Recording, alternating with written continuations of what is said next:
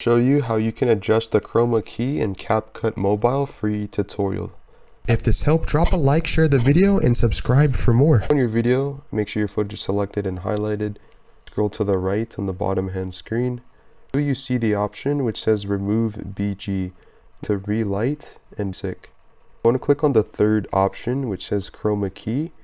Basically, as you can see here on the screen, you can drag this anywhere to move a color using the Chroma key free Capcut mobile feature. Going down under intensity and dragging this to the right.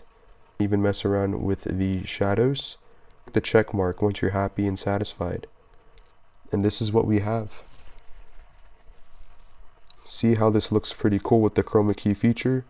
Or should I say this is the before? This is the after. You have now successfully adjusted the Chroma key feature in Capcut Mobile to your video clips and footage completely for free.